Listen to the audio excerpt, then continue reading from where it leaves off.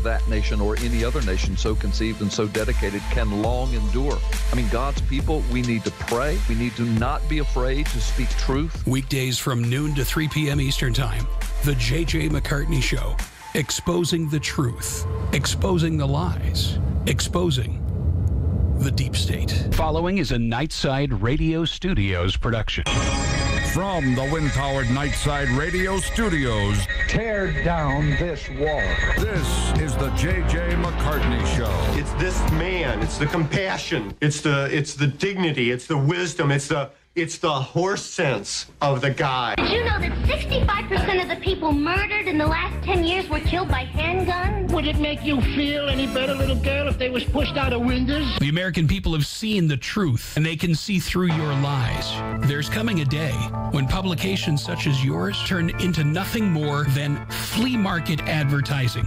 They'll be handing it out for free in grocery store parking lots under everybody's windshield wiper. Yeah, that's the future for the Washington Post and the New York Times and every other liberal publication in this country. We are not going to tolerate your bull anymore. None of it. The American people are fed up. I thought we made that clear on November 8th, but apparently you people in the media just don't get it. A new chapter in American history begins now. It is my high honor and distinct privilege to introduce to you the President-elect of the United States of America. Donald Trump is the person to make America great again. We are a team. They said it couldn't be done.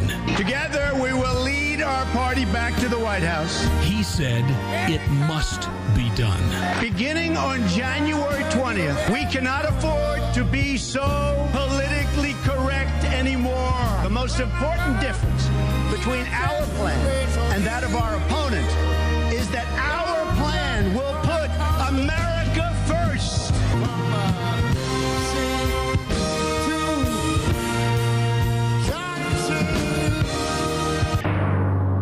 here's J.J. McCartney. Yes, thank you, Marcus, and welcome, everybody. Welcome to your Thursday, the 14th day of December. We've got Michael Cutler in the house, and we've got breaking news today, which I think will be an early Christmas present, if it turns out to be true. And we've got open phone lines, too. Questions, we've got answers. I can't tell you if they're the right answers, but we've got answers anyway. You stick around, ladies and gentlemen. The J.J. McCartney Show gets underway next.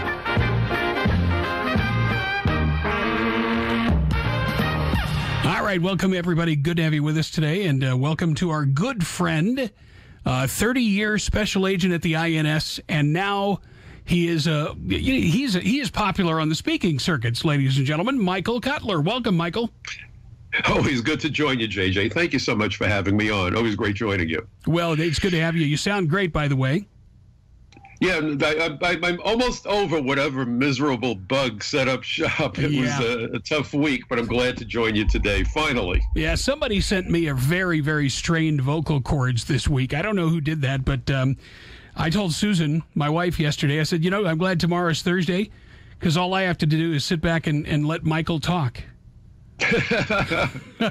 Well, Michael, first of all, breaking news today, Paul Ryan indicating that he's going to be leaving Congress in 2018.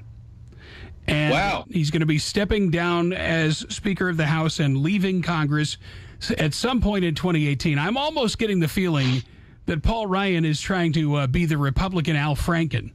I'll resign sometime in the weeks to come. That type thing.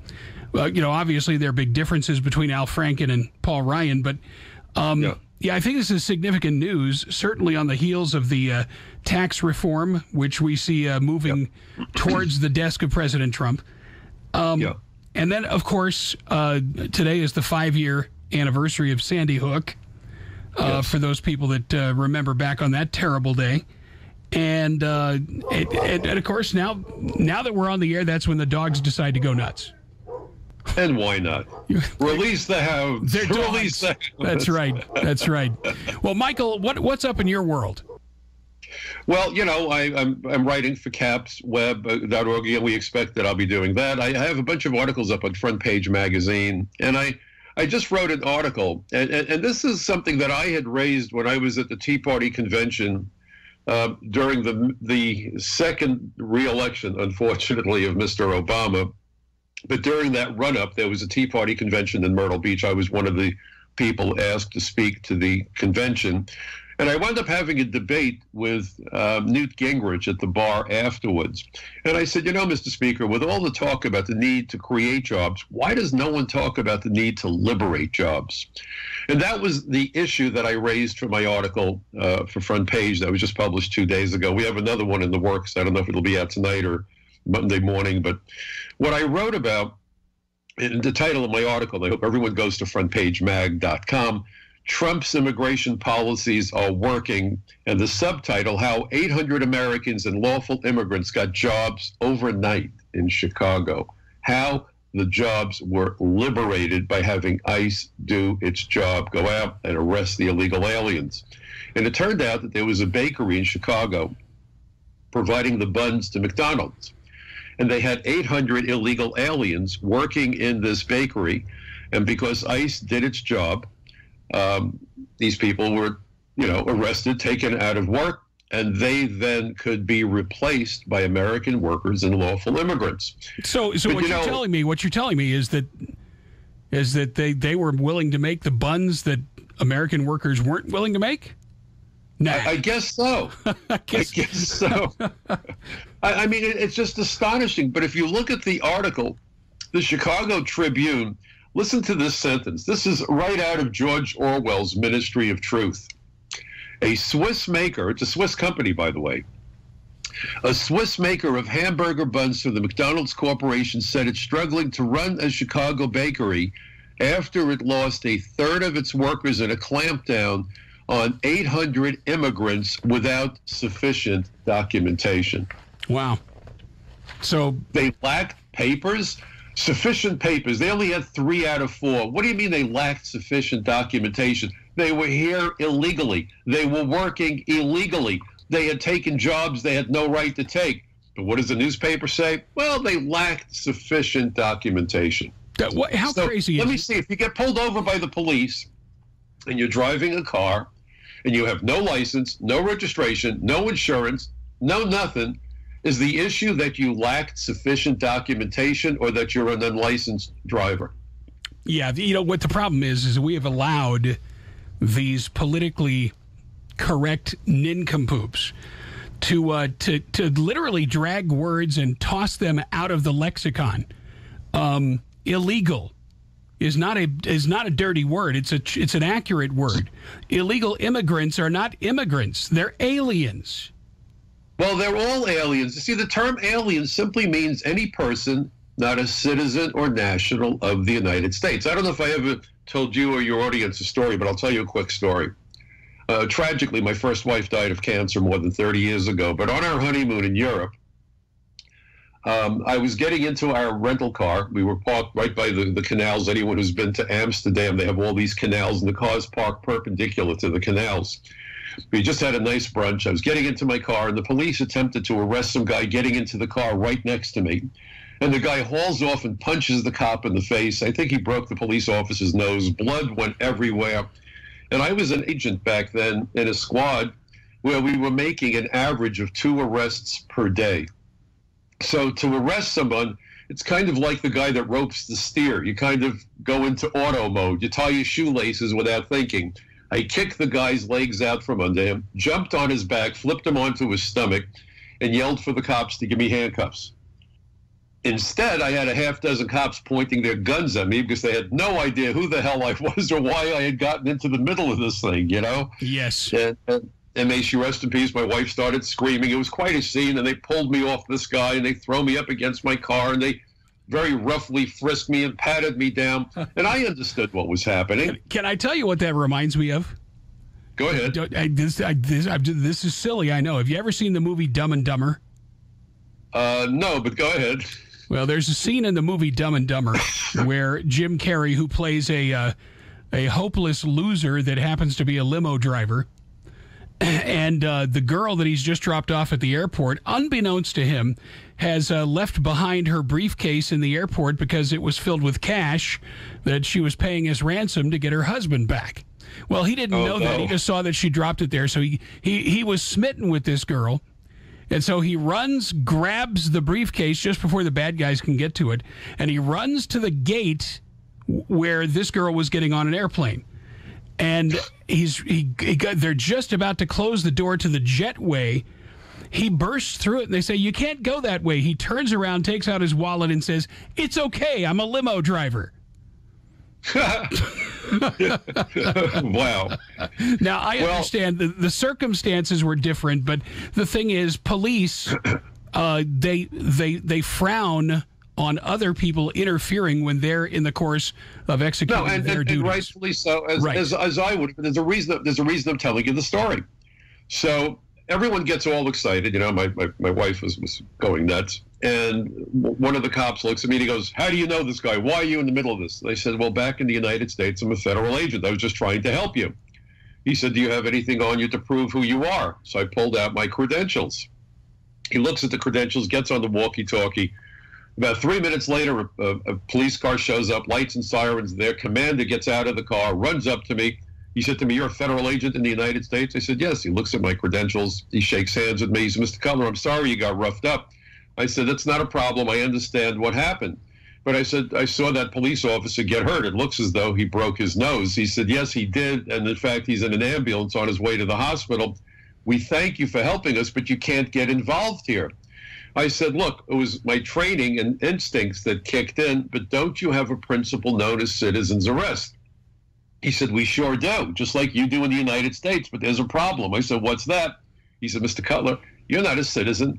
You're an alien." And he was very nice about it. He said, "Here's my business card. If its clothing is torn, we'll pay to replace it. If you have any problems while you're in Europe, please call me up. We'll take care of you." He said, "Would you like to go to lunch?" I said, "I just had a wonderful meal. Thank you." But the point was, he was right. I was an alien, and I wasn't offended or insulted. It's a statement of fact. Right. But what's remarkable is we hear all about the dreamers, and this terrible word A is actually the A in the acronym DREAMER, alien minors. Yes. So the hypocrisy is astonishing. Furthermore, and this is something to realize, that by eliminating the difference between lawful immigrants and illegal aliens, we're doing a huge disservice to lawful immigrants, because people now equate the word immigrant with lawbreaker. Think about that. It used to be when I was a kid, my neighbors would introduce me to someone, or my parents would say, "Oh, look who's moving in. They just came from Europe. They just came from Latin America." And everyone was happy because they had legally immigrated. They went through the process. They wanted to join us and become Americans. And everyone would say, "Wow, that's wonderful. My mother went through that process. My dad's family went through that process. My first wife's family were in concentration camps. They went through that process." But by eliminating this distinction, and it's not political correctness, it's Orwellian. It's about thought control through language control. That's why I wrote an article for the Social Contract. It's about 8 pages long. And the title is "The Road to Tyranny is Paved with Language Censorship." When you can't have an honest conversation with honest language, then you lose our democracy. The First Amendment is the First Amendment for a very important reason. If you can't speak your mind freely, then you can't be living in a democracy. What we're seeing on college campuses is the absolute effort to shut down debate, because the other side are going to become the arbiters over what constitutes hate speech. Exactly. "Oh, you used the word alien. You're a hater. We have to shut you up." Never mind that the word alien appears in Dreamer. Never mind that everyone's screaming about the Dreamers, but we're going to shut down debate. And you know why they're shutting down debate? Because they know they can't win a debate if it's based on objective facts. You're going to get brand B, and no matter what you do, they only want you to get their message. And that's why when there's a revolution, what's the first thing the revolutionary sees when there's a coup? The media. They seize the media. Right, the radios and radio and television stations. They wouldn't bother with the newspapers in America today because they're irrelevant. Yeah, here's something I wanted to delve into with you, Michael, because this week has been a little bit. Radio television stations. They wouldn't bother with the newspapers in America today. I just kicked out my stereo. Is that funny or is that funny? Wow, okay, that is sorry. funny. Here's the thing. Yes. This week, what we saw happen in Alabama was the culmination of of mass collusion and conspiracy with 38-year-old accusations being reported as fact by the fake news media. And what we had was there were several things that led to this very narrow defeat for Judge Roy Moore. One of them was the media just would not stop. They continued to pound and pound and pound. The second thing was that people within the Republican Party had decided that in their supreme wisdom, they were not going to support their candidate. And then on top of all of that, you have all of these other factors like Barack Obama sticking his nose right there in the middle of it. The only thing that made that election turn was this string of blue across the metropolitan areas of Alabama. Now, was it a free and fair election? I will leave that to somebody else to make that determination. But what it really was it was a change in the paradigm of the Republicans on Capitol Hill and the party itself, essentially knifing somebody in the back simply because that person wasn't under their control. Well, I have to tell you, Judge Moore wouldn't have been my ideal candidate, but what they did to him, what happened to him, is very worrisome. And I'll tell you why it's worrisome. Again, you're right, 38-year-old allegations. No way to defend yourself. But this reminds me of a movie that Robin Williams was in called Man of the Year. Did you ever see Man of the Year? If I did, it's been a very long time ago. All right. Well, the premise is he plays a talk show guy, kind of like a Tonight Show program host by the name of Tom Dobbs. And as a goof, he decides to run for president, not thinking he's going to win. And his advisor, he does win because of a computer glitch. And they don't want to give away the movie plot because I hope people will watch it. It's very thought-provoking. But at one point, his advisor says, listen, all you got to do is go out there and accuse your opponent of having sex with farm animals. And he said, how in the world do I prove something like that? He said, no, that's the beauty of it. You don't. You don't have to prove anything. He will now spend the rest of his campaign trying to prove he didn't. And that's what we've been seeing happening. You make these accusations, you drag up people who had a lapse in memory of 38 years. Now, did it happen? Maybe it did. And if it did happen, it's reprehensible. Okay, so let's be real clear. But the problem is that politics has always been known for its filth and its mudslinging, which is why, even though people have approached me as I've been out there doing speaking events around the country, and many people have come up to me and said, Mike, if you want to run for Congress, we can put money together for you. I'm very flattered. And the first time I heard it, I actually went home and had a long talk with my wife, and we gave it thought for about a week. And I finally was angry at myself for even thinking of running. Why? Because it's filthy. Because you're at the hands of these scoundrels. And even if you are elected, but you are an independent thinker on either side of the aisle, what committees do you think you're going to be on? The rubber band committee? The committee for new paper clips? You're not going to be able to do anything to advance any legislation or promote policies that make sense for the average American, because neither party gives a rat's tail about the average American, which is why Donald Trump is getting beat up every other day in the media and by members of his own parties. You have a president who says, let's not only bring jobs back to America, but let's have those jobs done by American hands. And the nitwits on the left, who are incapable of reading a newspaper, apparently, or listening to a broadcast, scream on Labor Day about, labor, we need better wages and better jobs. Well, if they had a half a brain in their collective heads, they would understand that that's exactly what's happening. And in fact, this article that about the Chicago raid, that was the preface or the predication for my article, talked about how this corporate executive was complaining bitterly that because their illegal workers were arrested, they're now going to have to pay better wages to attract enough workers.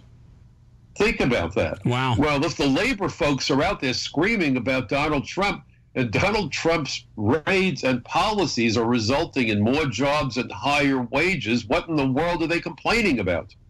But you see, a false narrative has been created, and that's why there are safe spaces on college campuses, because God forbid someone should stand up at the campus and say, wait a minute, if you're all in for American workers, the Trump policies coincide with what you're demanding. But that's not what this is about. This is about gaining control over America and Americans by keeping Americans down. Corporations want it because they want cheap labor, and the thugs on the left want it so that they can control the population. And if you read 1984, what's interesting, guess which political class was seen as the most dangerous to the powers that be? The middle class. That's right. Because the middle class had the education and the intellect to know they were being screwed, but they lacked the financial wherewithal to help themselves. So because they were empowered with knowledge and had a desire to change the status quo, that made them dangerous. So in 1984, it was the middle class that came under the tightest scrutiny and surveillance. Are we not destroying the middle class in America today? Oh, absolutely. The middle class is being squeezed out. It really is. The idea of, and this was the big hook that the politicians were throwing out there in 2008. Barack Obama and Joe Biden were out there saying we need to grow the middle class. Well, smoke and mirrors. They were growing. But how did they then define the middle class?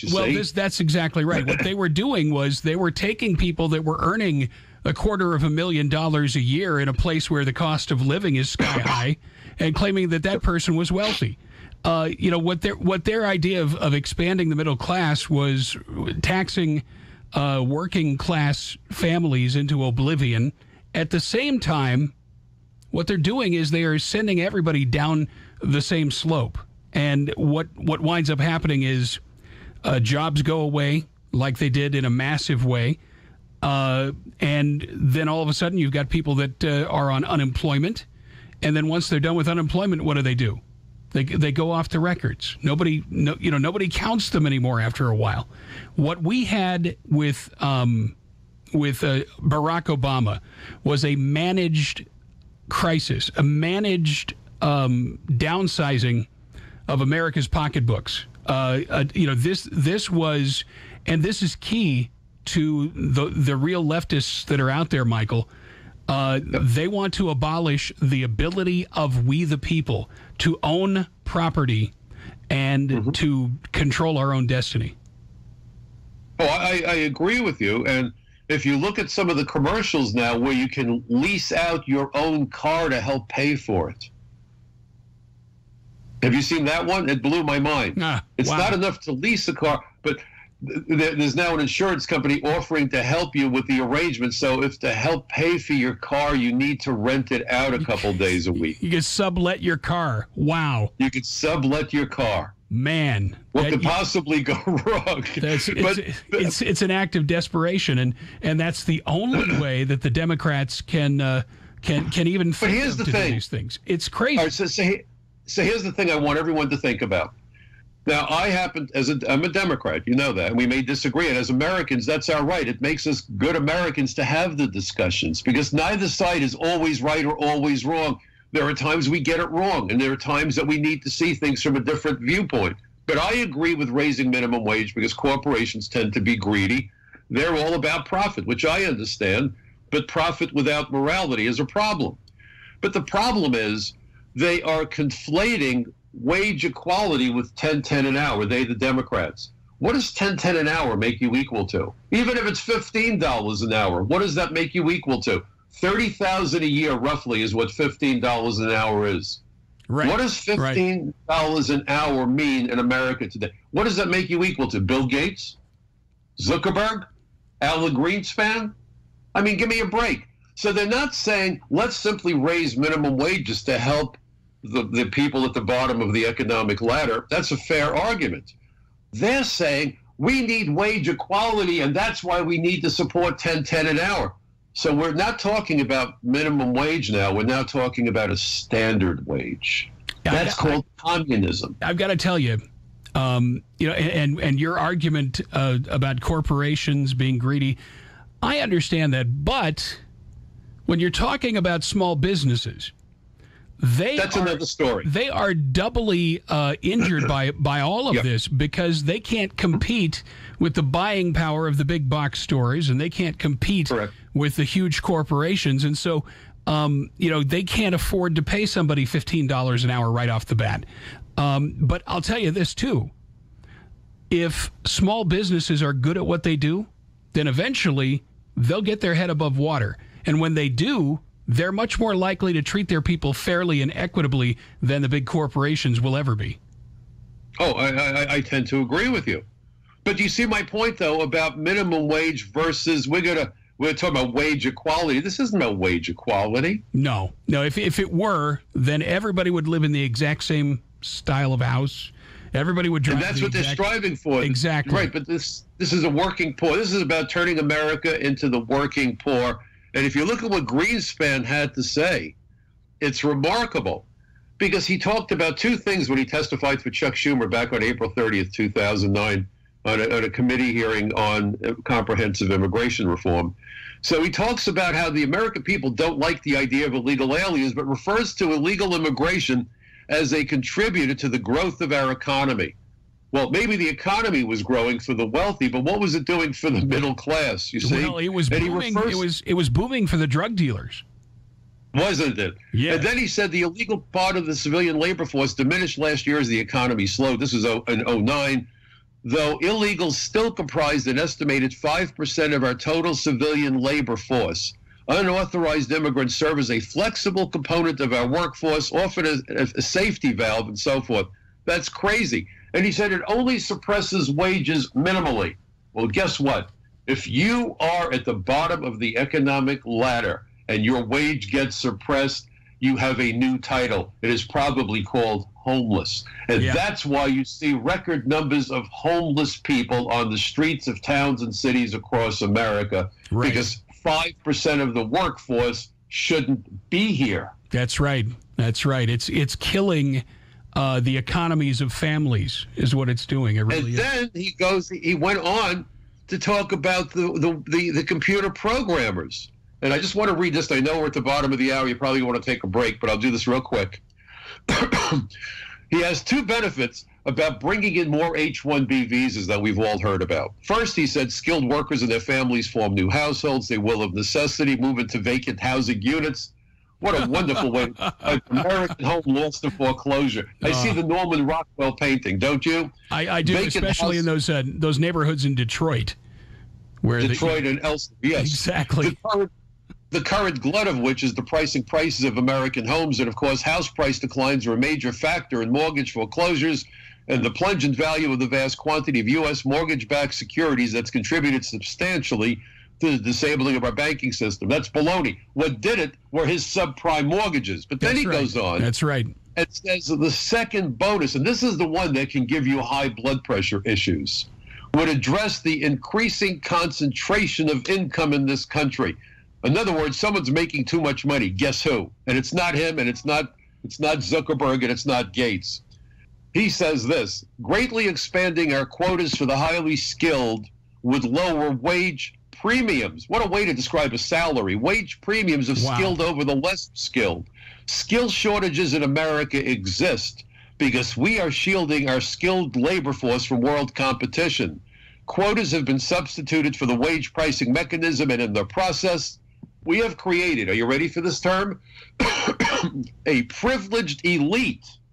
How's that? Wow. I got to tell you, we do need to take a break, Michael. We do need to take a break here, but we'll come back and talk more about this. And, the nuttiness of these people is they're so far out of touch with mainstream America and the real economic problems. We'll be back with more with Michael Cutler. Also a very surprising story, disturbing story about the FBI and last year's election. We'll have that for you, plus much more coming up with Michael Cutler on the J.J. McCartney Show next. The J.J. McCartney Show.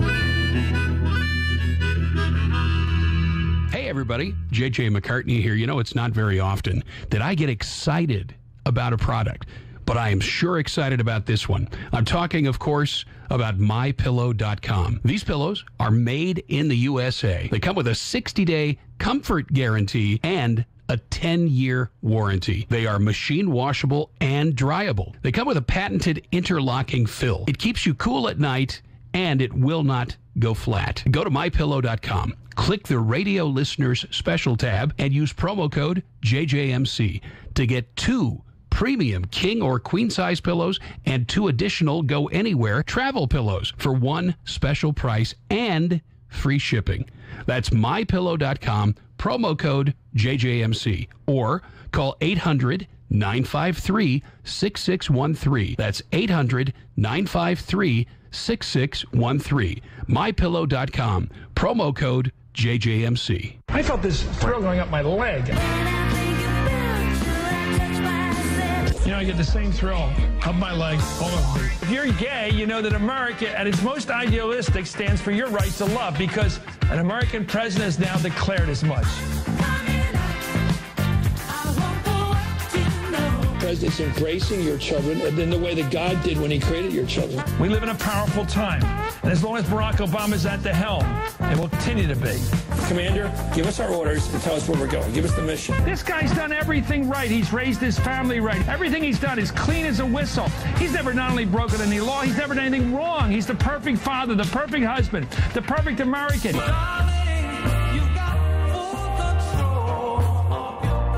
I felt this thrill going up my leg. What do you say to Chris Matthews? I don't know what I'd say to him, other than maybe I'm glad he's put on a dry diaper and isn't getting that tingle down his leg anymore. But, you know, you mentioned these guys before.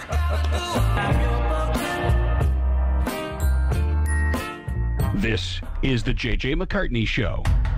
There's a nasty little criminal on the loose. It could be in your area. In fact, it could be in your backyard. It's the Asian longhorn beetle. Yeah, that's right. A beetle, the insect kind. Black and white, long striped antenna. It's a tree killer. This is one bad beetle. It's caused the destruction of thousands of trees already. Thing is, we can't spot it now. It's gone undercover, inside the trees. Cold weather drives it into hiding. So now, it's a game of waiting it out. What can you do to help? You can be a beetle buster and protect the trees. Don't move firewood, because the beetle, its larvae, its eggs, they could be in the wood. If you move firewood, you could spread the beetle. So buy it locally, burn it locally. Got it? It's as simple as black and white. Don't move firewood. Be a beetle buster. Learn more at beetlebusters.info. That's beetlebusters.info. A message from the USDA. Okay, we are back on the J.J. McCartney Show. Michael Cutler is our guest. And, Michael, a very disturbing story unearthed yesterday by Chelsea Schilling at WorldNet Daily. Just 1 month into the FBI's Trump-Russia investigation, and only weeks after the FBI had been given a copy of the anti-Trump dossier in the summer of 2016, one of the FBI's top Russian counterintelligence experts discussed an insurance policy in the event that then presidential candidate Donald Trump won election to the White House. After months of bashing Trump in texts and stating that Democrat nominee Hillary Clinton just has to win, Peter Strzok and FBI lawyer Lisa Page exchanged a cryptic text concerning a so-called insurance policy against a possible Trump win. On August 15th, 2016, Strzok wrote, quote, "I want to believe the path you threw out for consideration in Deputy FBI Director Andrew McCabe's office, that there's no way he gets elected. But I'm afraid we can't take that risk. It's like an insurance policy in the unlikely event that you die before the age of 40.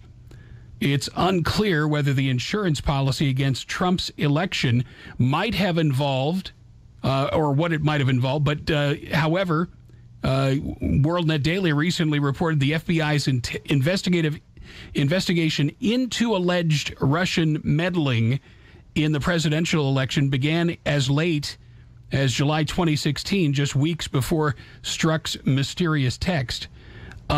Only a month before the insurance policy comment, the anti-Trump dossier had been given to the FBI near the start of July, according to former British spy Christopher Steele.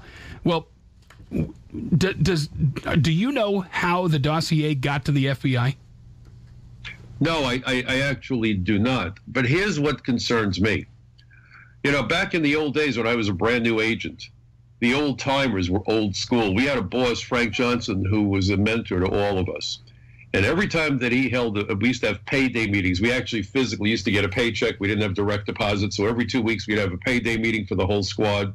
He would always end the meeting by saying, ladies and gentlemen, or gentlemen, because we only had 2 women agents back then, the rest were all men. He would say to us, as federal agents, it's not enough to not engage in wrongdoing. You must never even give the illusion of doing wrong. So here we have FBI agents. This isn't an academic discussion. This isn't like you or I talking about an election or a football game or where we have no role to play. The fact of the matter is these FBI agents had a very serious role to play in investigating Hillary for her illegal activities and then investigating alleged illegal conduct by the Trump campaign. So these folks obviously were players and obviously had a bias. Now, people bring bias to the work site. I don't care who you are, what your view is. Everyone has viewpoints that may not coincide with everyone else's. That's just the way human nature is. But to be so brazen as to be using government equipment for apparent misuse, and the misuse pointed to a bias wherein they felt so strongly that it was clear that they would see the election of Trump not just to be something they weren't happy about, but something catastrophic. Michael, here's the shocker to all of this. Steele, Christopher Steele, did not complete the dossier on his own. He had been hired by the Washington-based intelligence firm Fusion GPS, which funded Steele's research with cash from Hillary Clinton's campaign and the Democratic. And you had the spouse, and you had an FBI agent wife who worked there. Exactly. And you know, the funny part is, too, that Richard Strzok... By the way, this goes beyond calling it incestuous. This goes well beyond simply saying this was incestuous. Richard Strzok, the texts that he exchanged with this woman named Page, Lisa Page, she also just happened, by the way, to be his mistress. So you've got that dynamic, and then here is the real. This paints a picture of collusion that you can't deny. The person that delivered the dossier to the FBI was none other than John Foster McCain. So I mean, you have got first of all, a Republican senator delivering what I believe is illegally obtained information, and we certainly know it was false information, that was then carried by the FBI to a FISA court to obtain illegal warrants to tap the phones of the Trump campaign. So what you have is the Hillary Clinton campaign paying an intelligence firm to pay a guy to put together a fake dossier, deliver that dossier to the FBI for the sole purpose of getting the right to spy on your rival's campaign. Only in America. Well, this makes Watergate sound like a childish prank. It really does. It really does. It makes Watergate sound like a couple of kids in a sandbox. I mean, this is so amazing to me. And then you had the changing of the wording so that Hillary's crime was no longer portrayed as the crime that it was. That's right. It was no longer an investigation. It was a matter. Yeah. Well, no, not only matter. The term about I'm trying to remember what the terminology that was used, going from reckless disregard, whatever the language exactly. was. In the first case, it was the elements of a crime. But by altering two words, it no longer were the elements of a crime. And that happened, I believe, quite directly from Barack Obama to Loretta Lynch to Jim Comey, that they made these changes. And at that point in time, everybody knows damn well that this was all about the presidential race. It had nothing whatsoever to do with criminal activity on the part of Trump or anybody under him. This was all about undermining the possibility of him winning. And, you know, it makes me wonder, Michael, knowing what they were willing to do and they still lost, how bad of a candidate was Hillary Clinton, really? Oh, well, you could smell the stench clear across the country. It is. It's amazing. And she's still out there screaming about this. Right. You know, it's be happy your name isn't Bill Clinton. She doesn't understand why the Rust Belt didn't vote for her. It's because, you know, I don't mean to use this kind of language lightly, but I said this all along about Hillary Clinton and why I was sure that she wouldn't become president for one simple, overarching reason that nobody in the media wanted to admit. And it's simply this: people hate that bitch. That's the bottom line. With Hillary Clinton, she was not electable because nobody likes this woman. Nobody. Well, it's hard to like her, and it's impossible to trust her. Exactly right. And you see what the media kept hammering with the emails, forgetting the server. The issue here is the server. You know, I had a top secret clearance, and my safe in my office was only certified to secret level. So when I needed to review top secret material, I had to go over to the FBI or DEA. We're very specific about that. Hillary's clearance went well above top secret. And let me tell you, every night if I work late, that for all the vilification people like to heap on civil servants, my average work week, and most of my buddies, ran to 15 to 18 hours per day. And beyond 10 hours, you don't get extra pay. You just do it because the job needs to be done. It's like being in the military. But if I signed for my safe, because you have a security officer go around at 5 o'clock, and each day we would rotate who the security officer is. It was a small office, so every other week I would be the security officer for the night. You'd go around with the clipboard, and if one of my buddies was keeping the safe open, he would have to sign for it. If I signed for my safe and went home without locking it, which almost happened one night, I got in the elevator, I was halfway to my car, and it dawned on me, and I ran back upstairs quickly. Now realized my safe was in a locked office in a locked and secure federal building that had 24-hour armed guard patrolling the hallways. But yet, if I had left my secret safe unlocked in that secure building, I was looking at a minimum of a suspension. Wow. Now imagine if I had moved the safe into my basement of my house. Right. In essence, that's what Hillary did, but the material in it went well beyond anything that I had access to. And anybody could have tapped into it, because we're not talking about a physical safe, but a server that could have easily been hacked and apparently was hacked. Sure. So Yeah. So let's say one night I said, you know, I'm going to be lazy. I'm just going to take my safe home with me. And I got a moving truck, because the damn thing was heavy and big and so forth, and put it in my house, and they discovered it. Here's the new math. How many years in Leavenworth do you think Mike Cutler would be serving? I'm guessing somewhere between 15 and 20.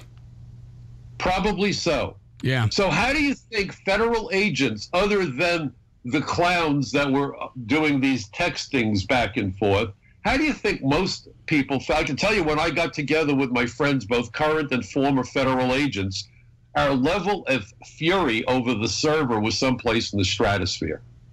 Was it ever really portrayed that way in the mainstream media, however? No. No, it wasn't. As a matter of fact, he happened to have some emails floating around. That's the way it was being treated. The mainstream media was always very quick to make excuses for any Democrat that was caught with his pants down or with her pantsuit down. Do you remember Sandy Berger sticking all the papers in his pants? Yes, absolutely. Yeah, and by the way, he was doing that on behalf of the Clintons. You have to wonder what was in those magic papers. Now, there's documentation I'd be interested in, talking about documentation. Right. But what we're looking at now, the American people do not trust the FBI. They don't trust the CIA. They don't trust the NSA, and for darn good reason, because we have seen a pattern of abuse of authority, abuse of power, and it doesn't mean that everybody is crooked, but when people at the top, like James Comey, do the things that they do, perform all of these acrobatics to accommodate a political end, then it's time for a complete upheaval of the entire department. And what really bothers me is we're sitting here now 11 months after the inauguration of President Trump, and Attorney General Jeff Sessions, what has he done in his time in office? I haven't seen anything. I was expecting more upheaval than this. Yeah, I'll be honest. I'm disappointed. I like Jeff Sessions. I know the man. He's quoted me from the floor of the Senate. I was with him in a panel discussion. I think he's a very good guy. But goodness gracious, he needs to get his ass in gear, to put it bluntly. I think that he's afraid of rattling too many cages on Capitol Hill where he used to dwell. And I really don't understand, if you're going to have somebody be the Attorney General. I'm even thinking the FBI director. We used to have a guy named J. Edgar Hoover at the FBI. And, he may not have been the classiest guy in the world. But by God, he had the fear. There were people so afraid of going against him or going against the law because they knew that he meant business. And, the idea of equal justice in this country today, it just simply no longer exists among the upper echelons of politicians. And well, let's go beyond that. Look at sanctuary cities for illegal aliens.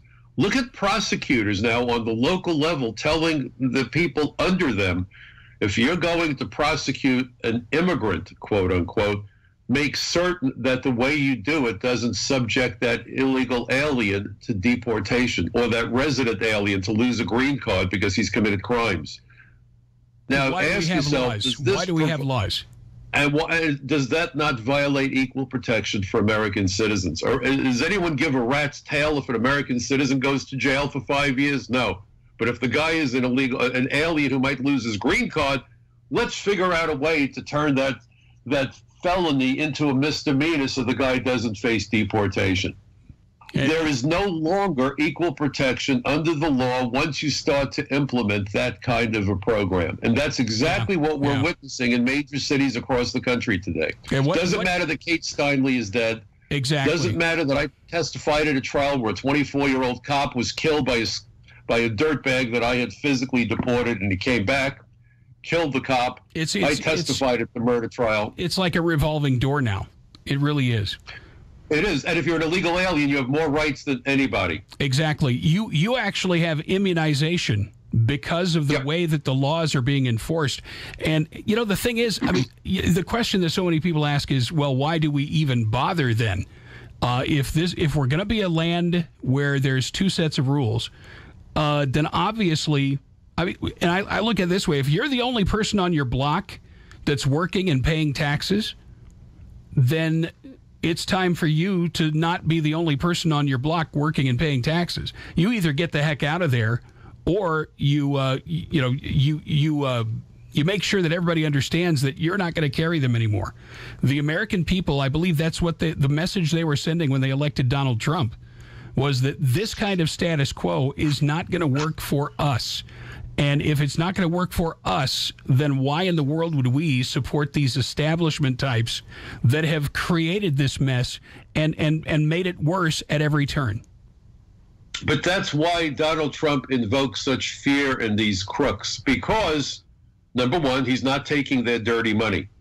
Up until now, we needed another position in the cabinet called the auctioneer, you think? Yeah. But on top of it, he actually wants to enforce the immigration laws. He's the first president to implement programs that parallel what I've been writing about. I've spoken to the people who work with the president, so I think it's more than a coincidence.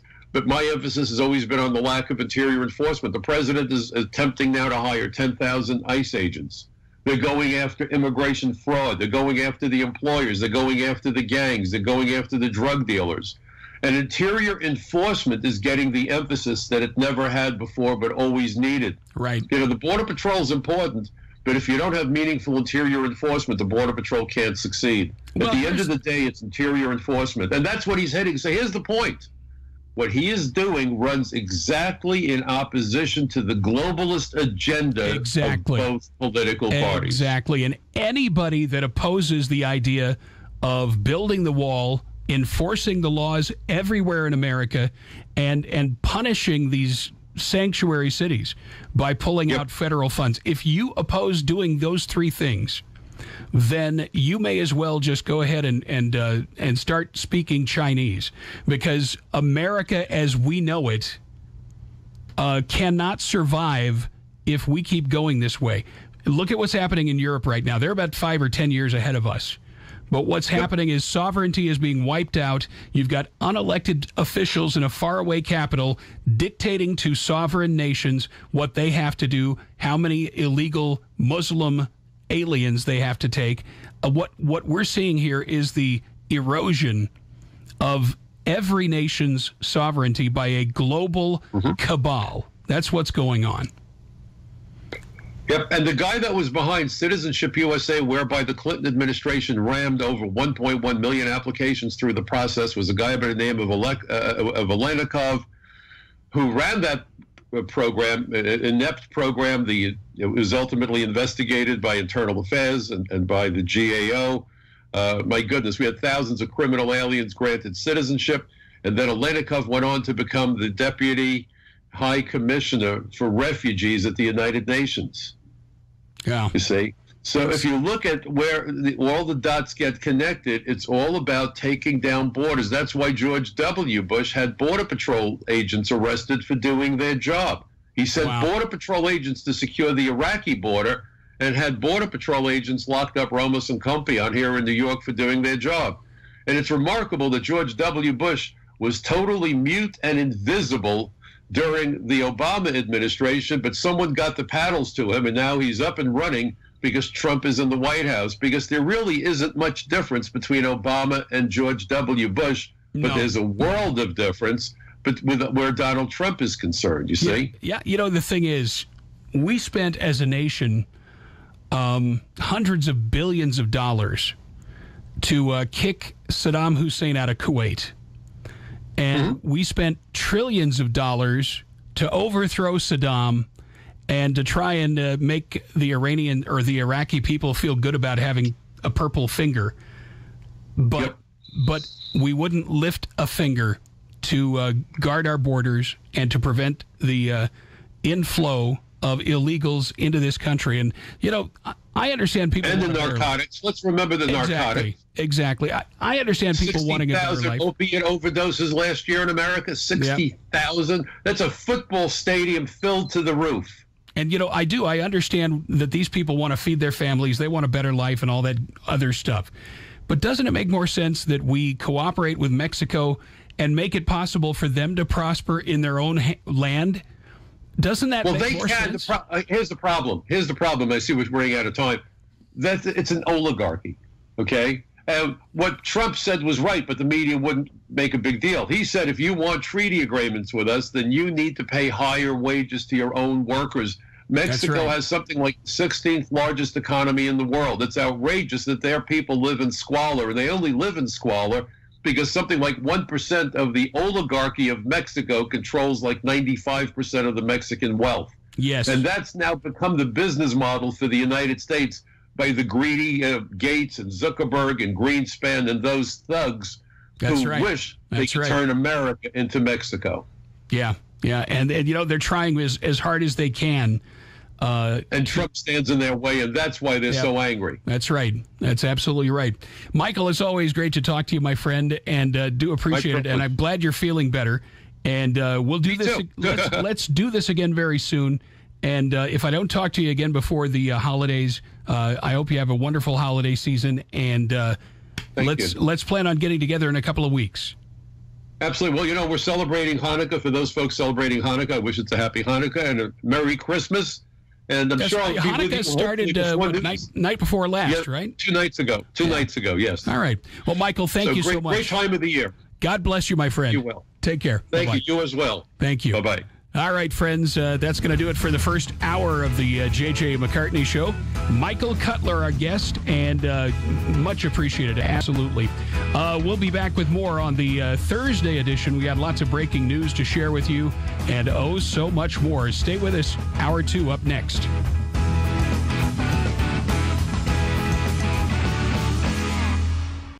Are these the first volleys in America's next civil war? He's not a tough guy. He's a bully and he's a bitch. He's a punk. He's a dog. He's a pig. And he can suck my He's a con, a bullshit artist, a mutt. I'll meet him in a hotel room any day of the week and give him a Louisville Slugger. I'd like to punch him in the face. Kiss my mother. Which side of the aisle is really spewing hateful rhetoric? Pointing what appears to be a water gun at the image of President Donald Trump projected on a whiteboard, art teacher Pale Modi has now been seen by countless viewers. Yes, I have thought an awful lot about blowing up the White House. Weekdays from noon to 3 p.m. Eastern Time, The J.J. McCartney Show, exposing the truth, exposing the lies, exposing the deep state. It's an actor dressed to look just like President Donald Trump as he's assassinated on stage. How much longer can America survive this kind of hatred? Video depicting comedian Kathy Griffin holding the bloody, decapitated head of President Trump are no joking matter for the Secret Service. The rhetoric that has inspired the violence has come from the mainstream of the Democratic Party. They're involved in the coup, an active attempt to start a bloody civil war. I want people to imagine an FBI director that has the stones to investigate the deep state. Imagine a justice system that has the integrity to prosecute corrupt government officials. They have refused to apply the 14th Amendment and give conservatives equal protection under the law. What we've seen here has been the gradual takeover of the government by corporatism, by globalism. They have wrested control of our government away from the citizenry and put it in the hands of a few special interests. And these special interests are as evil as the day is long. We finally do have a president who has the integrity to do this. We finally do have a DOJ who has the integrity to do this. We know that we have people around the president who not only have the integrity, but have the information and the contacts to get everything done you just said. And you say, well, why aren't they doing it? Everything you're seeing on the news, that's what it's about. That's what this investigation's about. That's what calls of impeachment are about. That's what the globalist attack against Trump is about. That's what the hearings are about. That's what the allegations of Russian spying are about. It's about keeping them off point, keeping them off the agenda, keeping them off task. A lot of what you're watching happening right now, and the misdirection and the complete trying to keep Trump off target goes to that birth certificate. The worst crime in American history was perpetrated against America under the regime of Barack Obama.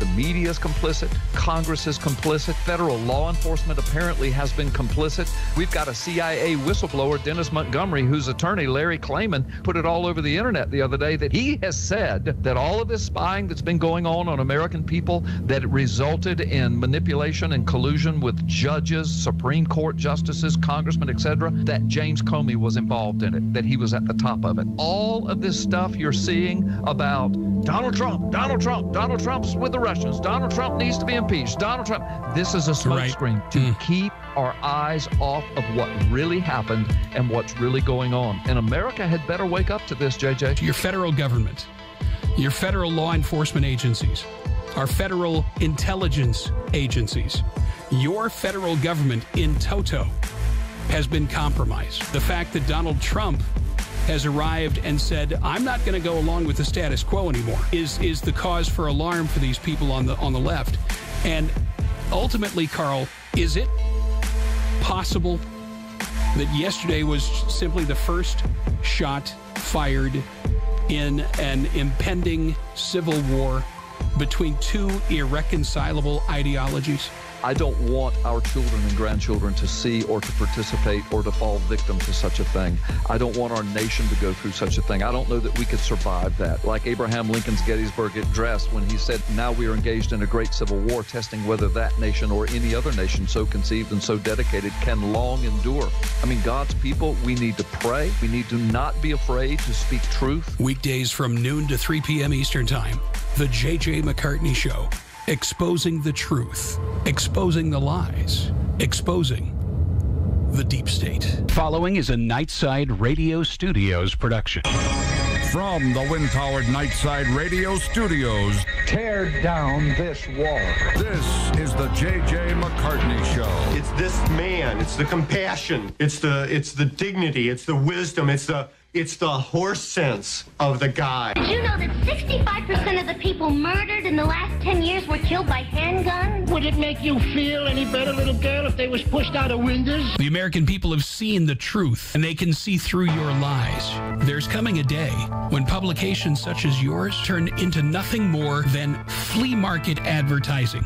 They'll be handing it out for free in grocery store parking lots under everybody's windshield wiper. Yeah, that's the future for the Washington Post and the New York Times and every other liberal publication in this country. We are not going to tolerate your bull anymore. None of it. The American people are fed up. I thought we made that clear on November 8th, but apparently you people in the media just don't get it. A new chapter in American history begins now. It is my high honor and distinct privilege to introduce to you the President-elect of the United States of America. Donald Trump is the person to make America great again. We are a team. They said it couldn't be done.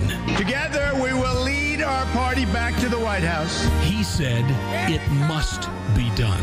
Beginning on January 20th, we cannot afford to be so politically correct anymore. The most important difference between our plan and that of our opponent is that our plan will put America first.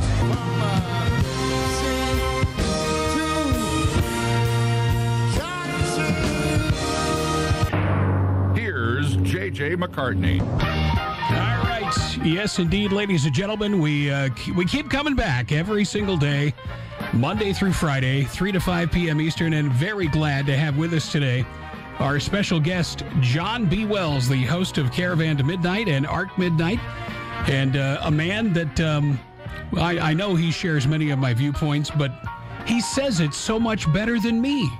So, ladies and gentlemen, get ready. John B. Wells coming up on the big show next.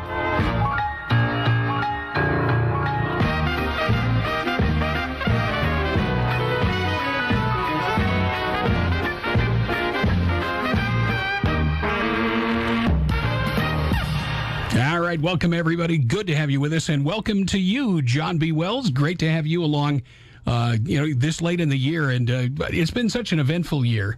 And the thing that strikes me, John B. Wells, is that there's nobody in the media lining up to give credit to President Trump for everything he's done right. Am I wrong? That's the truth. No, you're not wrong at all. Can you hear me okay? We got a good signal? Yep, sounding good. Okay, good. We ran I don't like to put it this way, and maybe it's really not. We just thought we were posting a funny meme, but it actually turned into an op. And what it was, for example, was a meme that said, so Trump is Adolf Hitler, and he just gave Jerusalem back to the Jews. Think about that for a minute. Yeah. And here's the thing. There's this thing called murmuration. And you've seen it. We've all seen it. It's when a flock of birds will suddenly they'll just change directions instantly, Yes. All it takes is the movement of one bird to cause this. And we've seen it with fish. We've seen it with the wildebeest. We've seen it with those three things for sure. Everything just changes direction. All of these little individual units instantly change direction as if they're of one mind. And, my dad always said you can learn a lot. People can learn a lot about themselves by watching animals. And it's absolutely true. For example, if a horse, he'll always look at something that's a threat with his left eye. If you teach him something, or her, when he's got it, he'll blink at you 3 times. If that horse blinks at you 3 times, you're trying to teach him something, you know he's got it. And so we see these characteristics in people. The comments range for I've lost all respect for you. It's like, okay, let me ponder that for a minute. Right. This is a meme, and now so my entire character has gone down the toilet because of a meme. And so that's what started off to be just a little snarky comment turned into this social experiment. And this is why you're able to get such a clear dividing line between the ones who like Mr. Trump and appreciate what he's doing and the ones who do not. JJ, this is the thing that I can't even remember who I was talking to. Oh, yes, I do, actually. I was contacted by a production company from overseas. They want to do a little project. And I'm just talking with the fellow, and he says, what do you think is the most important potential conspiracy out there right now? And I said, the question of who really runs this world. Yes. I mean, in the last 24 hours, JJ, I've been bombarded with so much imagery. There was a guy speaking Spanish. I want to think it must have been in, and it showed up on Brenda's her South African feed. And it was somebody just killing this civilian. And the guy's already down. But it was horrifying, and it horrified her. And frankly, I mean, I'm not squeamish about conflict, frankly, with weapons or without. I mean, that's just part of it. I've always been somewhat warlike. I don't like it. I've never liked it. But sometimes these things are necessary. If you're under attack, what are you going to do? Sustain the attack or repel it or put it down? But to see this person just murdered and then shot repeatedly in the face by this savage speaking Spanish, I'm just thinking to myself, why would somebody do this? Why is it now that everything is on steroids? I mean, the cops used to shoot once or twice, and the subject was down, and that was the end of it. Now, man, they just keep shooting until the target is perforated. If they pull that gun out, they don't just fire once or twice. They keep shooting until the magazine's empty, and I'm just wondering what has caused this shift toward really brutality and, frankly, just abject, grotesque cruelty. And it's because I think we're not all of us, because it's not one giant flock of birds. There's several flocks of birds all over the place, multitudes of flocks of birds. But certain flocks of birds have gotten into this murmuration thing, and they all behave the same way. I got to tell you what I got to tell you what I think it is, John, and you being so familiar with showbiz, I'm sure would agree with this, and that is that the culture has become conditioned to be bloodthirsty on some level. There has been so much violence, and from video games to violent movies. I mean, look at all the franchises of violent movies, from the Chucky movies, the Halloween movies, and on and on and on the list goes. And it seems like the culture has just got a bloodthirstiness about it that, by the way, is quite congruent with people that are into the occult. And the only reason I mention that is because it strikes me that the political left has aligned itself with cultish behaviors and people for many years now. And I believe that Hillary Clinton was actually a cultist. On a very deep level, I believe the Clintons are very much into cult behavior, and it seems to dominate the left, and their political viewpoints and everything about them is based on this occultish obsession that they seem to have, especially when it comes to sexually molesting young children and then killing them. Yeah, it's well, and then we see simultaneously with these reports of child trafficking rings and rampant pedophilia and all this other stuff. Now you see that many people are turning away from established religions, and they're turning toward Wiccan. They want to be witches, and they want to get into the occult. They're becoming Satanists and white witches and all this other stuff because, well, frankly, I think it's because the church has let us down as a civilization.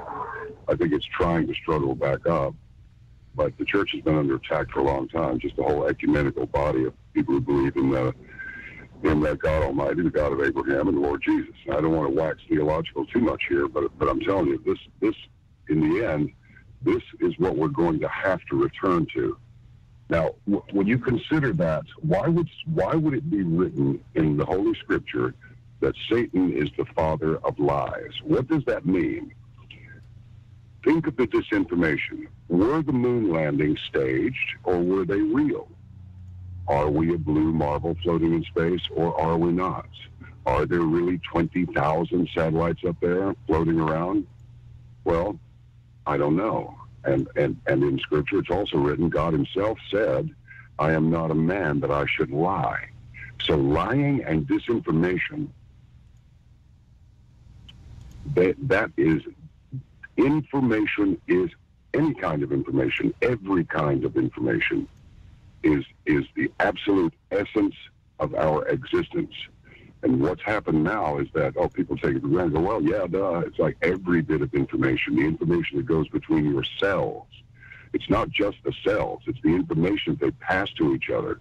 It's communication. So where does this lead? Ultimately, it leads to the communication channel between the human being and that human being's creator. It doesn't make any difference if somebody wants to. They can deny their own creation if they want to. People can deny anything. They're at liberty. But you know what? I got a message the other day, and I want to share it with you. Okay. Call it a message from God, all right? Because it was. I asked him. I was in prayer, and look, let me qualify what I'm about to say with this. I am not necessarily, I can be very easygoing, and I can be quite aggressive too. I am not some lily white guy who's never done anything wrong. It's just everything is just, just because weakness. I mean, I was always taught what you're supposed to be if you're a man is you're supposed to be able to take it no matter what. The question follows, how do you take it? How do you take it? How do you tolerate it? What do you do? Okay, the message from God. I said, it's my understanding from Scripture that you actually walked with Adam and Eve in the garden.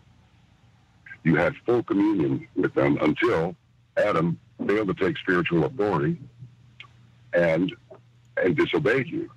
Did you know that Adam was going to do this?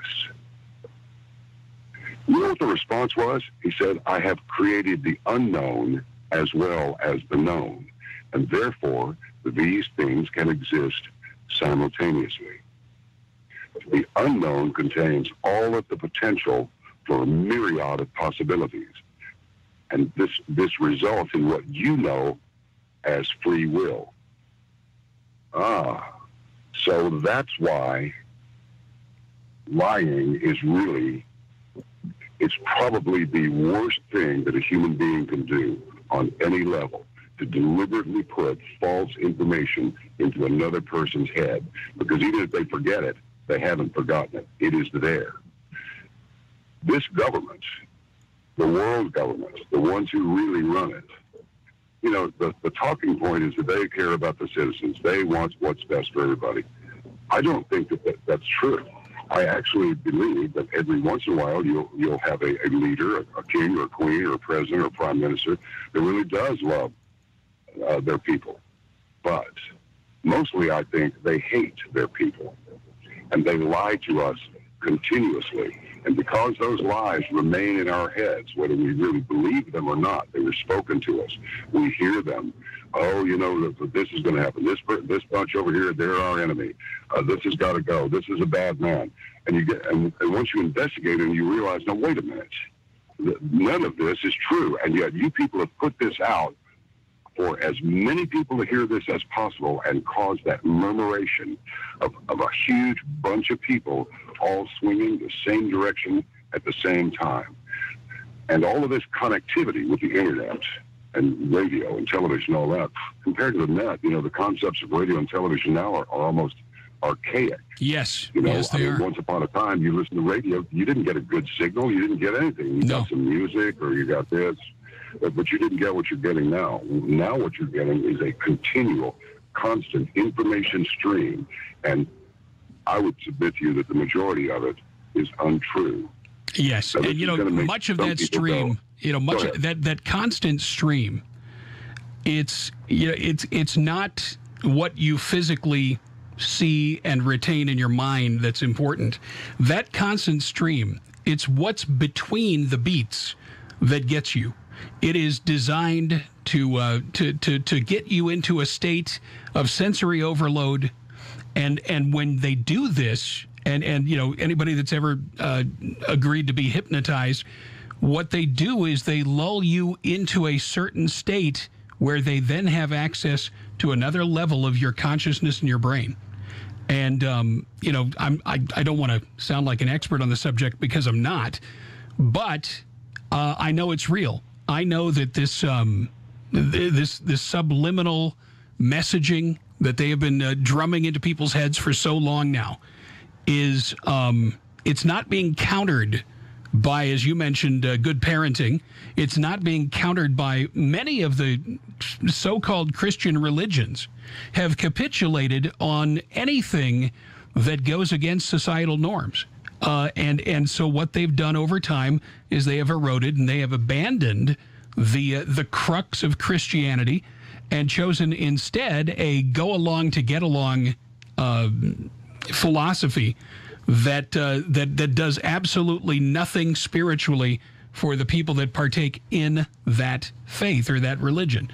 And you know, John, I've always loathed the word religion because it is so separate from the God and the Christ that I believe in. It is so detached, and what we're seeing today, not just in the United States but all around the world, is the global powers that be are now making their most aggressive moves, believing that they already own enough of your mind and my mind and the minds of everybody else out there that they won't be contested when they go to do whatever's next. I think you are entirely correct. The thing to remember is that religion is simply something. Our vocabulary is being stolen from us. We don't. There are a couple of, probably 20,000 words, maybe more, but I don't know. I'd like to know now that I mentioned.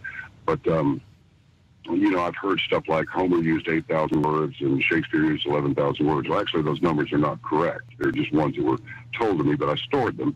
It's actually they had more words in their vocabulary than that.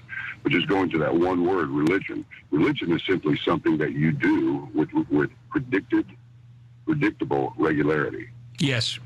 Set regularity. That's a little bit of a redundancy. Predictable regularity. It's something done regularly. You can. I've said this many times. You can brush your teeth and immediately after you wake up in the morning, religiously every day you do it. But there's a big difference between religion and spirituality. What's happening now, I believe, is that with all of these things that we're connected with, it's actually having the opposite effect. We are more disconnected now than ever before. Disconnected from what? From reality. We are disconnecting from truth. There's a big difference between info and intel. Yes. Intel is actual fact, but information, hell, you can have information in the form of anything. Does it yield anything? Maybe, maybe not, but still you've stored it. And I really think, and get this, JJ, now I really believe all these roads lead to the same place. Just the other day, I read an article about a scientific study conducted by a Frenchman, and he has determined that the human race this is as good as it gets for the human race. We have maxed out as far as performance, endurance, lifespan, height, everything. The key to it was that societal models have done this. Okay. Well, number one, I don't believe that we have, because I just heard a commercial about a guy that sells clothing for men who are not all that tall. For the not very high percentage of men who are 5 feet, 8 inches tall or less. And so I'm thinking to myself, where does this scientist get this information? Even because I don't agree with his study. I simply don't. It's just that he's leaving out one key thing. Number one, out of his own mouth goes, societal models have caused this. It's not that the human being's capabilities were limited. The societal models are limiting the capability of the human being. And the other thing that sort of goes hand in hand with this is that the human being is not being allowed to evolve the way that, in my opinion, it was designed to evolve, and that is through enhanced intuition, enhanced perception, and the ability to operate not only in this dimension, but in another dimension, which we would call the spiritual dimension. People do not believe this. Oh, they're ready to believe that if you rape a baby or something, or drain blood from, I don't know, some, whatever, some seventh generation virgin, whether it's a boy or a girl, and sip this blood, that somehow it will imbue you with great power and great capacity. Well, first of all, who would believe such a yarn unless it was somebody who was desperate for power? They want to believe it. Yes. Well, and the other thing is, I believe that that in many cases they are imbued. I really do. But the question is, by whom? And this really gets into the crux of everything, John, which is believing in good and evil. And if you believe in good and evil, then it demands that you do something with it. If you believe in good and evil and you do nothing with that belief, then you are more worthless than a pebble on the road. Pretty much. Pretty much. And this is how society has crumbled. This argument that, this is as far as the human race is going to go. I actually believe that the human race, the farther we get away from Eden, the farther and further we are from where we had our maximum potential. Because the thing that really screwed things up for humankind was disobeying God. And at that point in time, sin was visited upon us in the way of a constant temptation in everything that you do. Nobody gets it all right, not in this day and time. But I believe there are good people trying, and that trying and that walking in obedience to God, that's what unlocks that spiritual realm and gives you a better base upon which you can sit spiritually and manage your affairs in such a way that it's congruent with what God would have you to do. And this is the thing that so many people are completely ignorant of today, as they go about their lives being taught that everything is relative, that there is no absolute in the world, and that if it's right for Steve, then it's right for Joe, and nobody has the right to tell him it's wrong. I've seen so much of this recently where people are, it seems like they're racing to the loony bins. They are racing towards the insane conclusions. And when it comes to this president, I mean, it's amazing the things that he has accomplished in a relatively short period of time, with everything working against him in the body politic. And yet still, he has managed to bring our economy to new heights. He has managed to keep unemployment down. And by the way, did you notice gross domestic product is above 3%? Funny, the mainstream media didn't make a big deal about that. Well, look, I'll tell you, if you don't mind, I'll just plug our midnight for a minute. On Saturday night, 9 to midnight Central, we do the terrestrial radio adjunct of Caravan to Midnight, the show that I host, video format, the cyber-delivered TV show, Tuesday through Friday. And then on Saturday, we do a show that the Caravanners all know about it, so they tune into it, but also other people who don't know what Caravan to Midnight is, and they don't remember. They've got something else to do. They don't remember necessarily me or that I was on Coast to Coast AM or any of that. Hey, John, we're getting a really funky noise on the line there. So it's very difficult to hear you there. On now? Yes, much better. Thank you. Okay. We had some people, Mary Fanning and Alan Jones came on, and that the American Report .org is Mary Fanning's site, and also Alan publishes on it.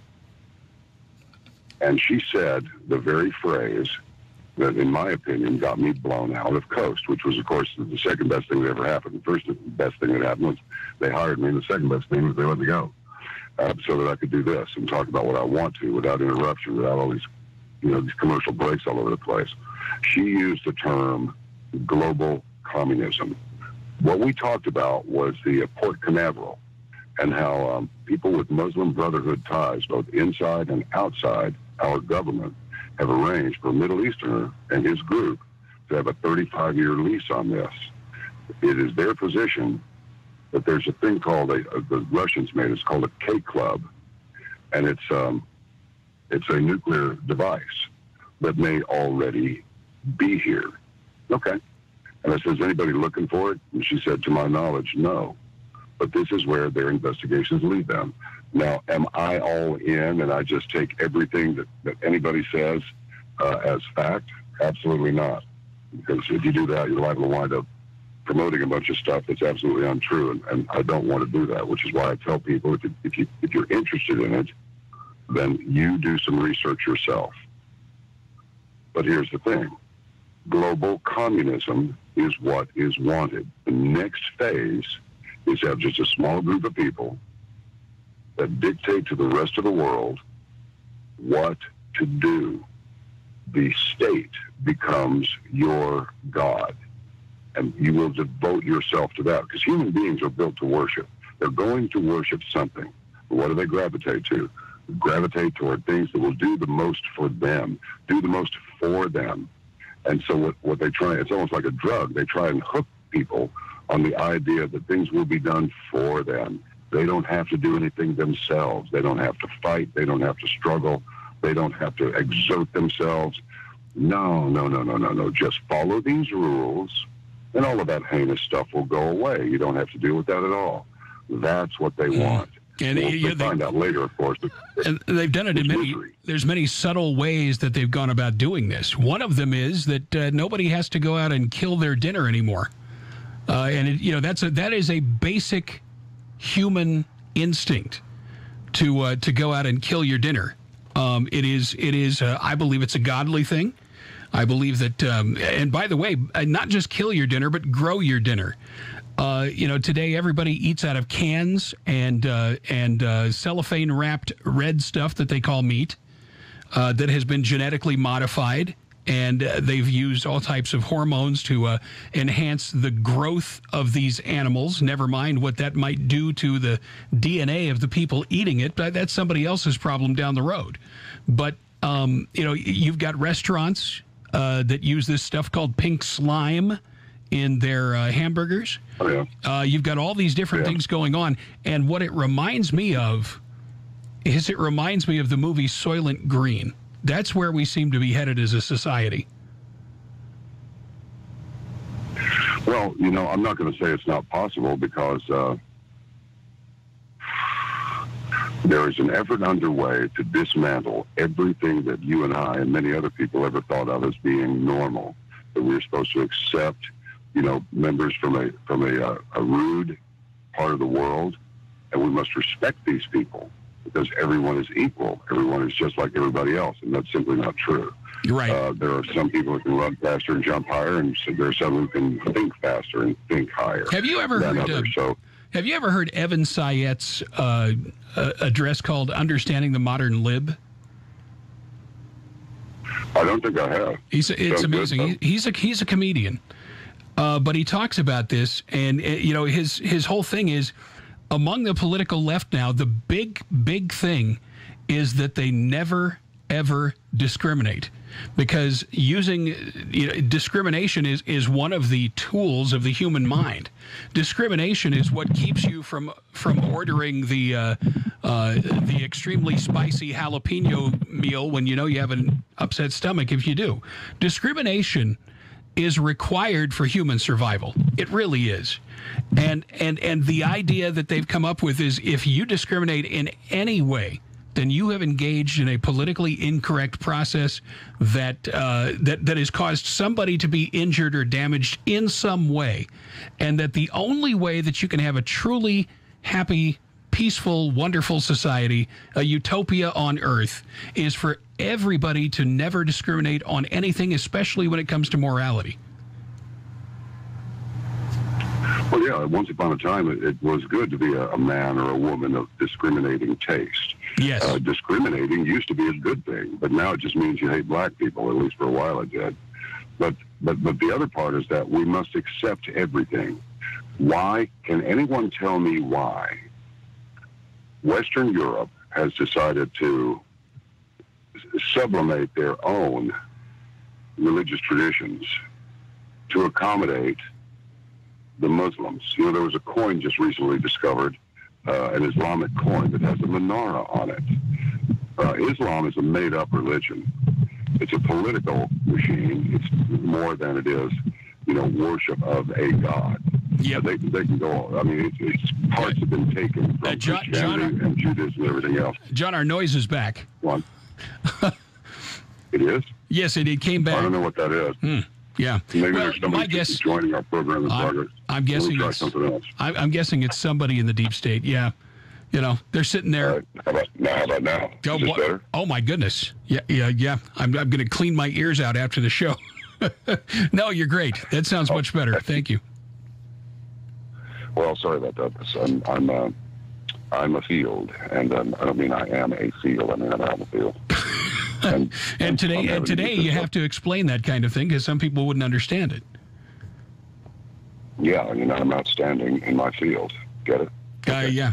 I'm just out there standing in it. Yeah. Now, it's just that everything traditional, they want to take it apart and they want to rebuild it. It's just like what's going on now in the country. You take the monuments. The next thing I heard, it didn't get much play, but the anthem is racist.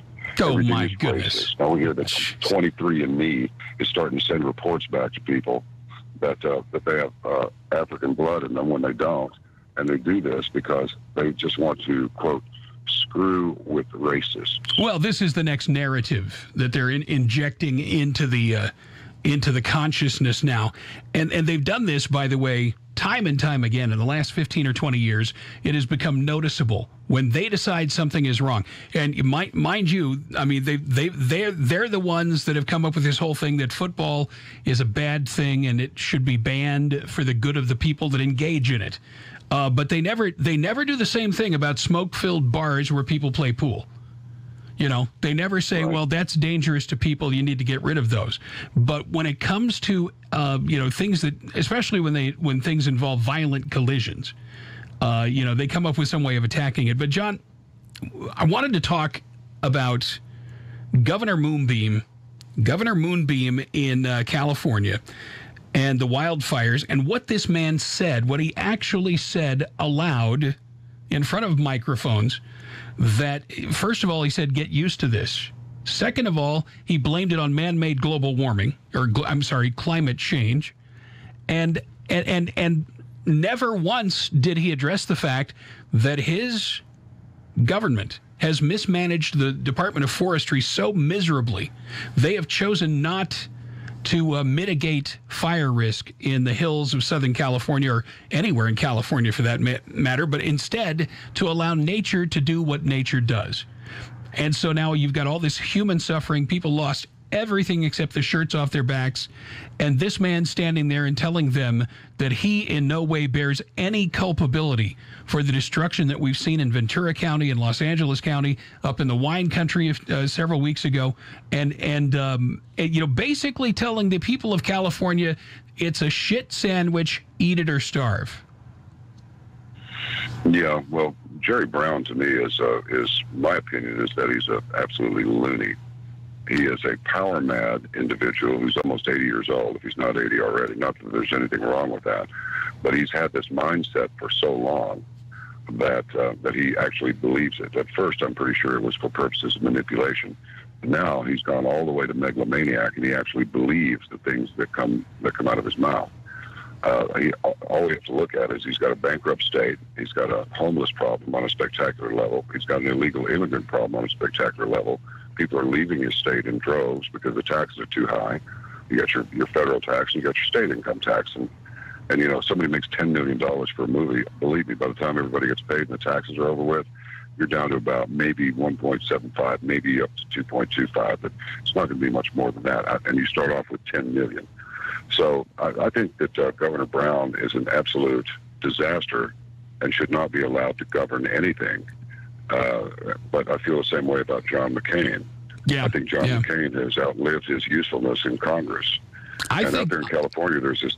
There must be some level of competency that is required of a human being to be allowed to serve in the Senate or the Congress. And obviously John McCain is he's got a terminal brain tumor. I'm not trying to discriminate against people with cancer because I'd be discriminating against myself, but I will say this: when you lose the faculties, but you insist on staying, then what does that leave? It leaves only the crazy part of your brain to continue to function. And that appears to be what's happened with John McCain. And Jerry Brown, I don't think is far behind him.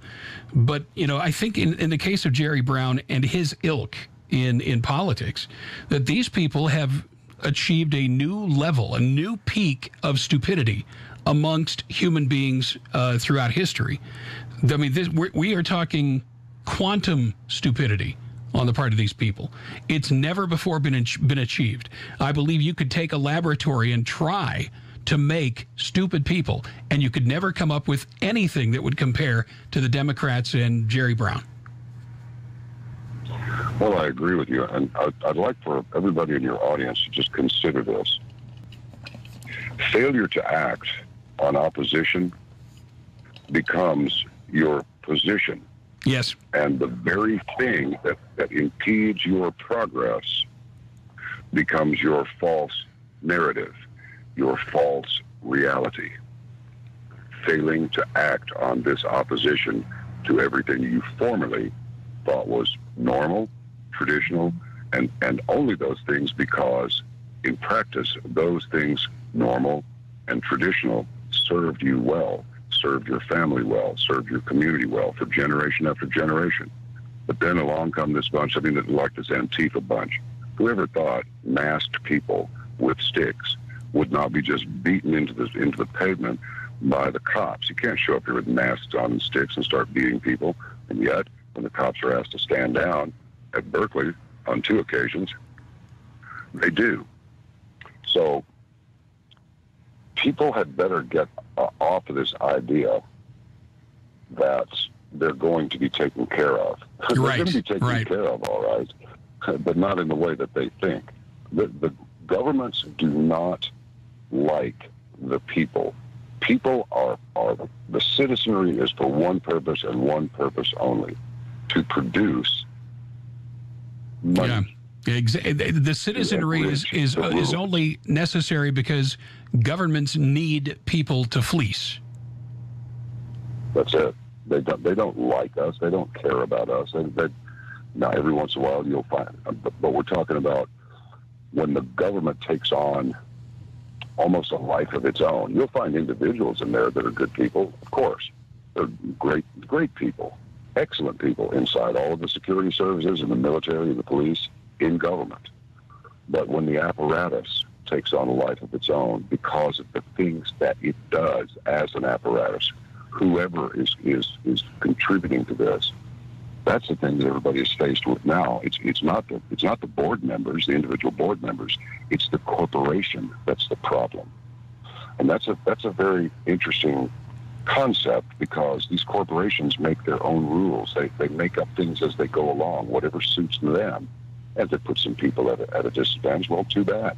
I mean, you've heard with just for example, the Amazon delivery drivers, what they're going through, these outrageously long shifts. Mm-hmm. And the people in the warehouses too. Care. The people in the warehouses are being worked like robots. They really are, and then they're being replaced by robots. That's it. So I think it's time that we decided that these systems that we have trusted for this long have been corrupted. They were corrupted a long time ago. But these people with these long bloodlines, that these families that have always been in power, and they'll continue to be in power. And if they have some offspring that don't want to be in power, well, that offspring will be marginalized, and they'll go and get another offspring that will do what they're told. Right. I mean, it's just like in the case of the Beretta family. They actually arranged way back hundreds of years ago that Beretta, the famous firearms manufacturer, they arranged for a name change so they could have a male heir. Wow. And a woman who had a child and married one, and they had to make somebody a Beretta. So they did. And so that family and that company carries on as basically it's a family-run business, one of the biggest ones in the world. Well, governments are like that too. Right. I mean, Beretta's been around since 1521. Wow. So a lot of people say that since 1879, this hasn't even been a republic. It's been a corporation. That is entirely true. Well, so and as you look at the necessity of that, bringing about entities like the Federal Reserve, the idea that your money is no longer backed by any type of security. It's simply it's no better than an IOU. And, the world government, they have been engineering this for so long that many people are just completely unaware of the fact that there are shadowy groups out there that have, by design, created poverty for and an unnatural state of being. That you look at George Soros, for example, who, by the way, was a member of the Hitler Youth and has said he was proud to be a Hitler Youth. George Soros has made it his mission in life to bankrupt nations and to steal their wealth and to destroy their currency, and he has done this time and time again. And the entire thing is for one purpose and one purpose alone. As you referred to Mary Fanning talking about global communism. Well, this has been their goal for a very long time. And, ever since when you have Rockefellers and Carnegies and J.P. Morgans and the aristocrats of yesteryear, and all of them thinking in the same terms, which is how can we make our advantage permanent? And they bought and sold senators and politicians of all types so that they could protect their fortunes and make sure that nobody else ever amassed a fortune outside of their approved list. Ask yourself why it is that it is so hard for people in the United States today to buy real property and own all of the rights to it. Well, it is, and I mean, you'll find out how much you owe. The American dream of owning your home. Well, even after you've paid it off, you're liable to have. There are two things here. You're liable at $30,000 worth of property tax that you have to pay every year, so you'll find out what you own real quick if you miss that property tax payment very many times. But the other thing is that people lie just in advertising real estate acquisition. They say things like the value of your home doubles about every 20 years. But what they don't tell you is that's because your money is worth half every 20 years. Yes, exactly right. I told you the story of the Mustang, right? These guys out in California, this Mustang, they built a 68 Mustang to look like Steve McQueen's Bullet car, right? Yep. Frank Bullet. And they put a modern engine in it, and they put a modern 5-speed transmission. It's just like a brand new and totally teched up '68 Mustang. We wanted $99,950 for it. So I did that reverse inflation calculator. Right. And my question was, how many dollars in 1968 to buy what cost us almost $100,000 in 2017? The answer was $14,600. Right, and that's perfectly. I've told this to people countless times over the years because they always want to believe the hype, and I tell them, when the stock market reaches a new high, all that means is that the currency has reached a new low. Nobody seems to think of it in those terms, but that's exactly what's going on. Well, it's pretty easy. If you think, I always use this one, Jack and Jill are in a can and they have a baby. They're married, right? And they each have $1 and the baby's born, looks up and says, well, where's my $1? So they tear off a little bit of theirs. And so it continues until their $1 that started off this rectangular thing is now just this little strip of paper because it's been redistributed. So what do you do about this? Well, you either cut people off from having any dollars, or you do this by bankrupting them and, receiverships and so forth. You just throw them out of the system, or you print more money. And if you do this, you inflate. And that's what we've done. We've done both, actually. We throw people out of the system and we inflate. And I really admired what Mr. Trump said. Stop Trump, stop Trump. Stop him from what? What should we stop him from doing exactly? But anyway, we all know that one. But he said $20 trillion, and we've spent $7 trillion just this year in the Middle East. Is that even possible? So we could have rebuilt our entire infrastructure twice with that kind of money. Right. Yeah. So what it comes down to is this. It sounds like cartoons. It sounds like fairy tales, but it's not. Satan is real. God Almighty is real. I, the Lord, create the light and the darkness. I, the Lord, create good and evil. I, the Lord, do all these things. There's no point in trying to write a strong letter of complaint to Jesus that you were born into the world in a fallen state. Nor do you have anything to suggest that you sat around with Father and said, I think I want to be born and walk around on planet Earth. I want to go down there and have that experience. Because, well, what created the entity that was talking to God that requested to go down to Earth and have that human experience? I think we had better figure out that it doesn't matter if it's the Anunnaki invented us. Well, fine. Well, who invented the Anunnaki? Well, the ones from Pleiades. Well, I think you're talking about the same people. Who invented them? Well, well, right. You don't know. So go with what you know. You know that you are here. You know that you have experienced intuition. You've known things that no one told you, but you just knew them. Exactly. Somebody's going to call. Somebody's going to pass away. Something's going to happen. I sense something. We better reconnect with our Creator. We were born into a fallen state. That's not our fault, but it is the reality. We have to live with it. There is one way to keep from dying in a fallen state, and that is to declare that this life does not belong to you. This life is on loan to you from your Creator, and there's one way out. Your allegiance has to be this way. You have to walk this direction, or you die in a fallen state, and it's over for you. If you want it to be over, well, then by all means, don't do these things. You're all right with that. But if you love life, if you love the concept of life, if you think of life as a gift, a wonderful experience. Yeah, there's some skinned knees and come off your bicycle, come off the ladder, whatever. I get all of that. You can reach a point where you've suffered so much that you don't care about life anymore. But even then, life is life. The purpose of life is life, not death. These guys on the left are death worshipers. These people in communist regime, those are death cultures. And we need to recognize what we're dealing with here and straighten up and get back on the path. And one of the things I am convinced that they really get off on is messing with people, messing with their minds. And there are a group of people out there today that have devoted themselves to this ridiculous cause. And I don't know if you've heard of it or seen some of the ridiculous examples that they give of what they claim is the Mandela effect. And these people are nothing more than charlatans, okay? They have learned some of the tricks of mind control.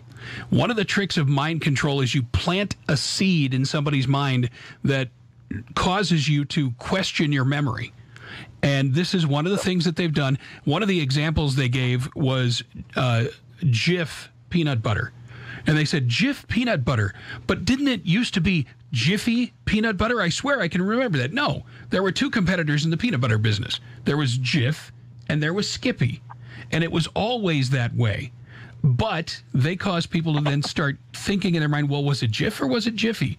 When in fact, it was completely separate the whole time. But what they're trying to do is now they're trying to convince people that, well, you know, you misremembered this. And wasn't it true that everybody thought that Mandela died in prison and all? And it was all completely bogus nonsense. And you can find thousands of videos on YouTube now of people claiming instances of the Mandela effect. And what this really is it's people who have been so manipulated by the culture that they are very easily led around the nose by people that really aren't that clever, John. Well, I couldn't agree with you more. It's sad that this has happened, but it's true. And all that stuff about Mandela, oh, he's just such a great guy and a great king and all this sort of stuff. Nelson Mandela was a lying piece of crap. He was a communist and a murderer, and his old lady Winnie was even worse. Oh, yeah. And that whole, it can all be summed up with this. At his so-called funeral, first of all, they had the stiff on ice for weeks because you just don't spontaneously organize a funeral like that. So they've got his frozen ASS back there in storage. And then here comes this moron that does all the sign language. This guy is not signing anything. He's just an idiot out there doing salutes and chip-os and handshakes and all this other stuff. And there was no sign language being communicated whatsoever. It was a fraud. And he didn't just sit there on Robben Island. They let him out. He came over here. Or he was supposedly still incarcerated. He had a house. He didn't spend his time on Robben Island. And guess who was behind the collapse of South Africa? George Soros and F.W. de Klerk. All you got to do is just Google images, F.W. de Klerk, D-E, next space, K-L-E-R-K, George Soros, images. Comes right up. There they are standing side by side. Yeah. So that's what this is all about. And when somebody like Soros says, destroying America will be the culmination of my life's work, what do you think? He's kidding? He's not kidding. He's a megalomaniac. He can say what he wants. The vast amounts of money make everything possible, this guy. He can say something like this, and still he's not putting irons and shoved into a concrete cell and charged with multiple counts from multiple countries of sedition and maybe even treason. That's how it is. You know, George Soros, he's got the money, so he makes the rules. And the question so many people wonder is, why does God allow somebody like that to live to be in his 80s? Well, there's a reason the expression goes, the good die young, and they did. Yeah, exactly. But not all of the good ones. Not all the good ones died. Now, look at George W. Bush. He's the oldest living president now by 93 years now, 60 or 70-something days. And that's... They get their power from that force which causes the greatest ill to the human being. If you are evil, meaning if you take delight in calling distress in a human being on a mental, physical, or spiritual level, that's evil. What is evil? Well, I just said, causing a human being distress on a mental, physical, or spiritual level. That's evil. Right. These people, they like it. It's not just a byproduct of what they do. It's the purpose behind what they do, and they enrich themselves while doing it. Yeah. Folks, this is not hard. No. You've got to take a side out, or it's going to be chosen for you. And if you allow the side to be chosen for you, you are not going to be happy. You will be miserable. Unless, of course, you want to be among those that are doing the beating and the subjugating and the destroying. In which case, you've got bigger problems then at that point. No doubt about it. But, you know, what? As for me and my house, we will serve the Lord. And, you know, we may not be rich, but we are rich beyond measure when it comes to what God has given us. And, you know, we truly believe that, you know, this life is just the appetizer for what's to come. And it really is. Look at all the money Steve Jobs had. It didn't help him. Exactly right. Exactly right. You know, John, I feel blessed to have met you electronically, a few years ago. It's always good to talk to you. Did you have a good Thanksgiving? Did you guys enjoy your Turkey Day this year? It was a wonderful Thanksgiving, and of course, this will sound crazy too. I don't get into the woo-woo stuff too much. I don't like it. You know, I like stuff that's real. There's plenty of stuff that's real. You don't have to make stuff up. Sure. But people say, "Well, that was a sundog, that anomaly in your photograph." But at a family member's wedding, and also at the visitation where on Thanksgiving when we were all together, and there's a new grandchild. I'm a grandfather for the first time, by the way. Congratulations. Thanks. There were multiple videos recorded of just the activities in the living room and so forth. And I got to tell you, there were all these balls, these light balls and things flying around all over the place. And this wasn't caused by some trick of the light or something. This was stuff that was captured on the recorders. Wow. And it happened at a wedding, and then it happened again. It doesn't happen unless it's a gathering of the family, and then it happens. It doesn't matter whose house it's at. It's extraordinary. So look, folks, there's so much more. Yeah, John, that music means so much more to this life. We're going to run out of time very shortly. Thank you, John, for being with us. God bless you, and let's do this again soon, okay? Okay, they just blew us off the stage with guitar music. That's right. Take care, brother. Bye-bye. That's John B. Wells, and join him on Arc Midnight and Caravan to Midnight. And we'll tell you more about that later. Stick around. Hour 2 up next.